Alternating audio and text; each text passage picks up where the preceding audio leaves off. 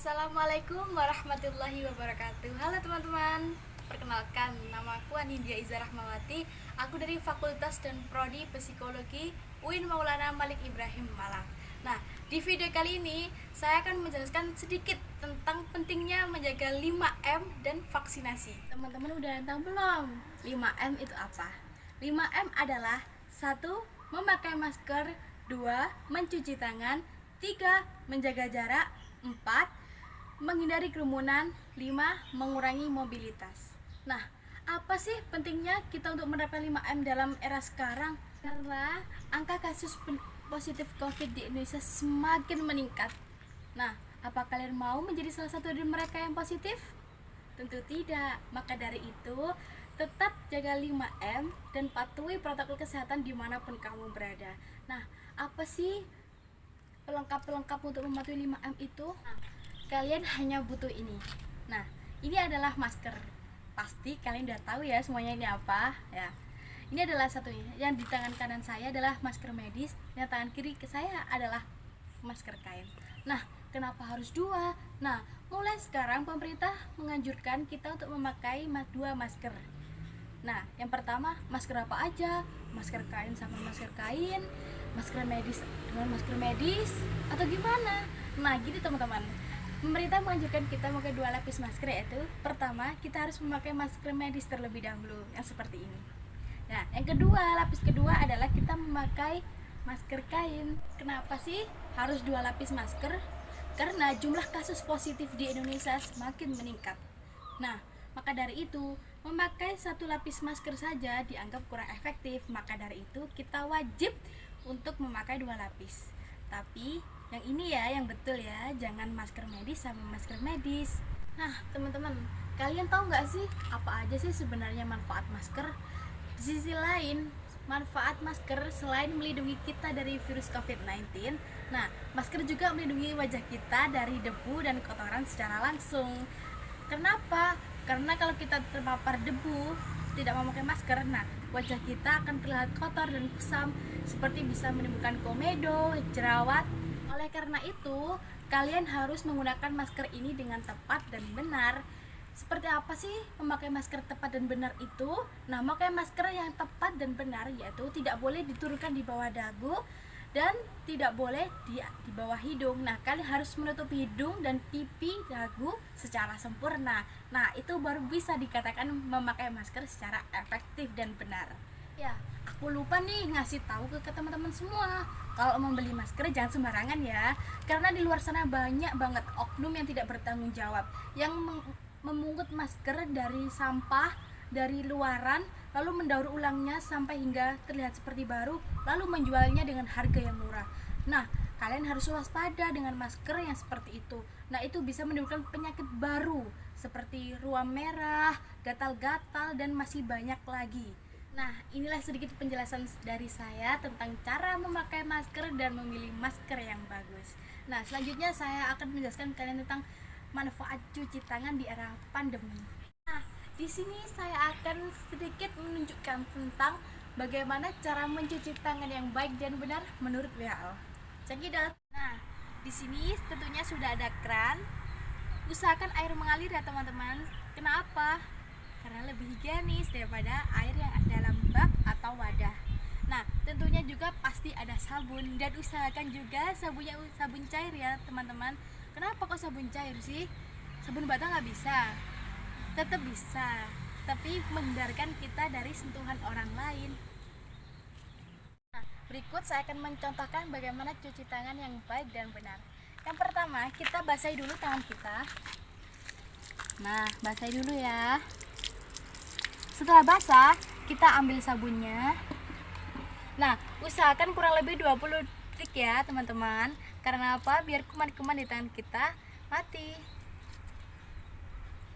Kita gosok di sela-sela jari secara berurutan.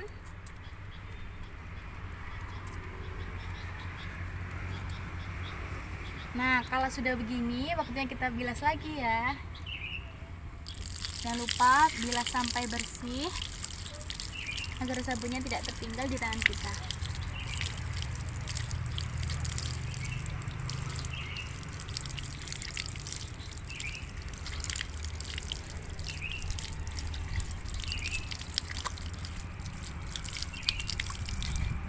adalah contoh bagaimana cara mencuci tangan yang baik dan benar menurut WHO. Nah, gimana sih kalau kita berada di suatu tempat dan tempat tersebut tidak menyediakan fasilitas untuk mencuci tangan? Nah, teman-teman di sini nggak usah pada khawatir ya. Kita ada pengganti selain mencuci tangan, yaitu menggunakan hand sanitizer. Gimana ya cara menggunakannya?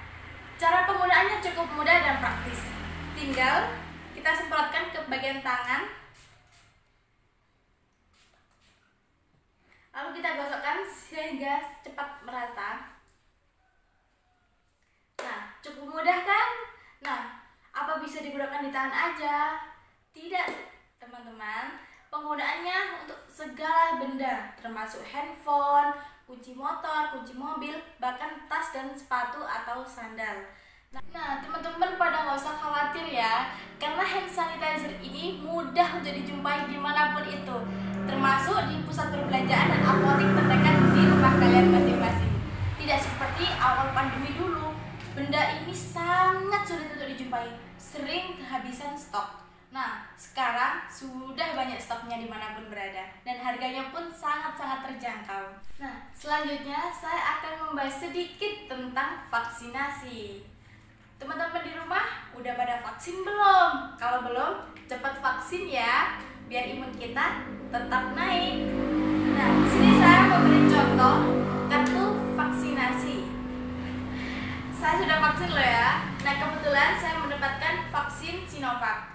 Banyak kok varian-varian vaksin seperti ini saya. Tadi Sinovac, Pfizer, Moderna, dan AstraZeneca. Vaksin apapun itu tetap vaksin yang terbaik untuk diri kalian. Nah, berapa sih dosis vaksin yang kita butuhkan? Kalau untuk masyarakat umum, masyarakat biasa, cukup 2 dosis saja seperti saya dan teman-teman. Nah, emang ada ya yang lebih dari 2 dosis? Ada teman-teman, seperti tenaga kesehatan, TNI, dan Polri. Mereka membutuhkan 3 dosis vaksin. Kenapa? Karena pekerjaan mereka beresiko untuk tertular penyakit COVID-19 ini. Oke, di sini saya akan menjelaskan sedikit tentang tahap-tahap vaksinasi. Yang pertama yaitu pendaftaran, kedua screening, ketiga vaksinasi. Yang 1, pendaftaran. Apa sih syarat-syarat untuk melakukan vaksinasi? Yang pertama, kalian cukup membawa fotokopi KTP dan nomor HP yang masih aktif. Yang kedua adalah tahap screening. Screening adalah di mana tubuh kita dicek kesehatannya oleh pihak tenaga kesehatannya, seperti tekanan darah, tekanan gula, dan detak jantung. Oke, sekarang tahap ketiga ya tahap terakhir. Nah, tahap terakhir adalah vaksinasi. Jika kita sudah melalui pendaftaran, screening, lalu kita lanjutkan oleh vaksinasi. Nah, di situ kita akan diberi vaksin oleh pihak tenaga kesehatan atau orang-orang tertentu yang mengerti tentang kesehatan. Nah, terus apa yang kita dapat dari vaksin? Setelah vaksin kita akan mendapatkan kartu vaksinasi seperti yang saya jelaskan tadi. Apa kegunaan kartu vaksin? Sangat banyak loh teman-teman. Di zaman sekarang, pandemi ini COVID-19 sangat penting untuk menunjukkan kartu vaksinasi. Seperti saat kita melakukan perjalanan jauh, masuk mall, masuk pusat perbelanjaan, dan bahkan itu menjadi persyaratan untuk menikah dan persyaratan untuk melamar pekerjaan. Baik, inilah sedikit penjelasan dari saya tentang 5M dan vaksinasi. Jadi, kesimpulan yang dapat diambil adalah kita harus mematuhi protokol kesehatan dan menerapkan 5M dengan baik dan benar, dan melakukan vaksinasi serta menjaga pola makan dan pola hidup sehat. Terima kasih telah meluangkan waktunya untuk menonton video ini. Saya mohon maaf apabila ada salah kata. Saya Anidia Iza Rahmawati dari Prodi Psikologi UIN Maulana Malik Ibrahim. Jangan lupa apa teman-teman? Menjaga pola hidup dan pola makan. Wassalamualaikum warahmatullahi wabarakatuh.